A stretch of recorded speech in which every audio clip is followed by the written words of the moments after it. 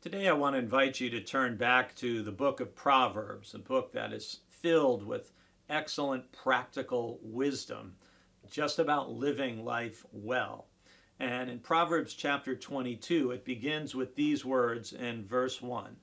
A good name is to be chosen rather than great riches, and favor is better than silver or gold.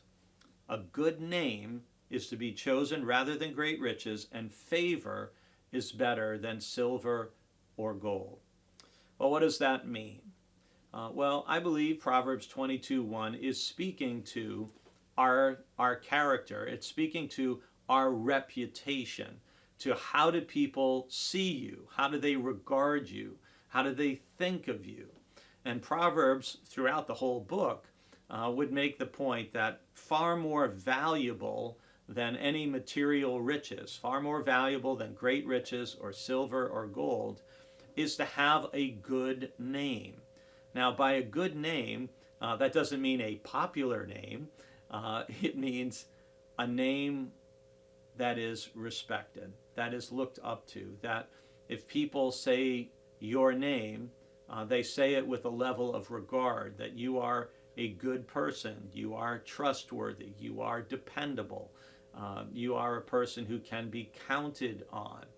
Um, a good name is to be chosen, and favor, that people look on us favorably because of who we are and the consistency of our manner of living. And if you think about this in terms of the early church, you think about in the book of Acts after the day of Pentecost when the Holy Spirit has come and the church is growing. And you hear in Acts chapter 2 about how they spent the days going from house to house and fellowshipping with one another and worshiping and praising God and having the favor of all the people because of how those first Christians were acting and speaking and treating people.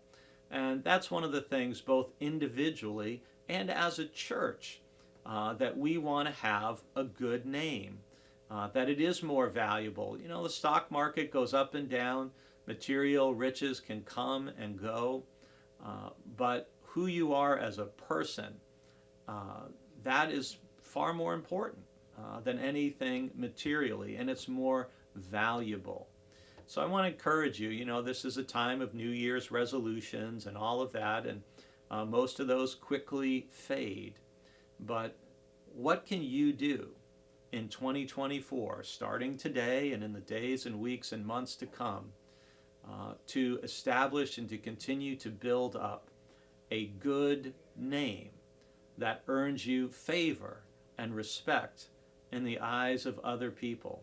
Because when this year draws to a close in 51 weeks, how much better would it be to be able to look back and to know that your name and your favor are held in even higher regard?